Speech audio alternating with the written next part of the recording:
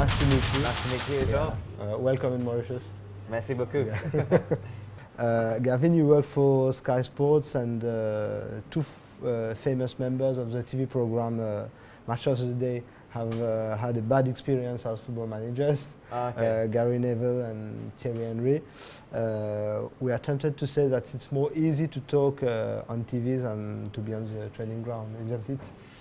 Yeah, well, with Thierry and with Gary Neville, I think that they, I'm sure they learned a lot. I think everybody has to learn to go through those experiences as a manager. You know, even Ole Gunnar Solskjaer, when he was at Cardiff, had to learn how to be unsuccessful, really, to get that success. And it's important to know, you know, where it is you fail and then how you build from that. I don't think it's a negative experience at all. I'm sure that, you know, if Gary Neville wanted to get back into management, he could easily do. But I think he's a good manager, Solskjaer.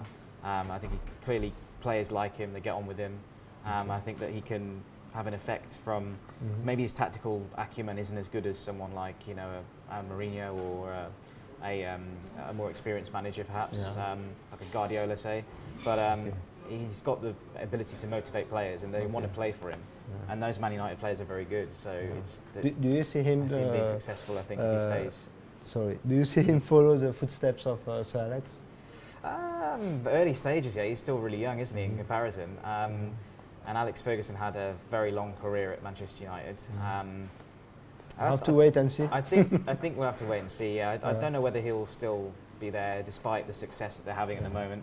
I think that he may move on, or he may go back to Norway, or he may stay, depending on whether they want to keep him as well as bring in another manager.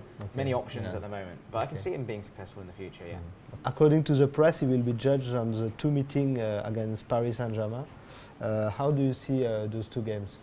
I actually fancy Manchester United to win. Because I know that PSG have got a couple of injury problems, being Neymar being one, and I just feel that they are on a roll at the moment, Manchester United. You know, 8 weeks ago, no chance. Everyone, I think, would have thought they'd got turned over against PSG, but now Manchester United are. And things are very different now. Completely. They've got momentum. Everyone's playing well. You know, they haven't lost under Solskjaer. They're winning games where they weren't winning them before. So I think that they can, you know, certainly get a result away in France, and then at Old Trafford, I'm sure they can turn out a good result there. Do you think that PSG will be more unpredictable without Neymar and with the return of Marco Verratti? You have resumed training this week. You know, with that team and with the mentality they have, they know how to win. PSG, they win matches more regularly than Man United win matches in terms of the winning mindset. And I think that any team with players that they have in it is a danger and a threat. But I don't think you know, in the Champions League, they don't really seem to deliver. Whereas Manchester United know how to deliver. So I think that this could be a really interesting match. You think it's too much pressure for them? I think it is, I think so. I think that they maybe need another 3 or 4 years playing in the Champions League to really feel, you know, because it's a new team, it's a relatively new team because they've all been brought in. But yeah, Manchester United, I just have a feeling that with the players they have, you know, the Pogbas of this world, and they're world class. What about the league title? Liverpool seem to have a great advantage, but City put the pressure, and Liverpool seems to panic. I think they're starting to worry now. I think they're starting to worry because City beat them recently when they went head to head. But Manchester City have slipped up a couple of other times, Newcastle and Leicester. So I think it's an interesting game. It's going to be a very interesting run-in. I think that it's going to be very close. I hope it goes to the last day.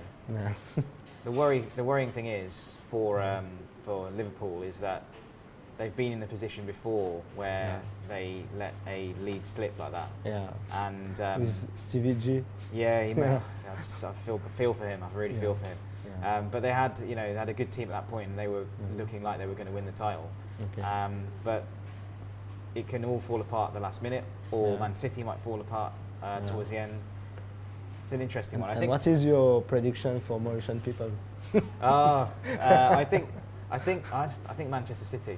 City. Yeah, I think Liverpool are going to drop more points. Okay. They may not lose many games, but I think they're going to drop points. And I think Man City realise they can't drop any more points. So they're winning. You know, they're winning games rather than drawing. They might lose 1 or 2, but they're winning more.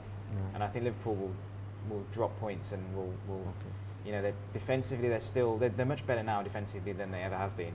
But they're still not quite as solid as someone like Manchester City, I don't think. Not quite. Thank you very much, Oh, Gavin. thank you. And much appreciated. and have a nice time in Mauritius. I will do. Thank you. Merci beaucoup.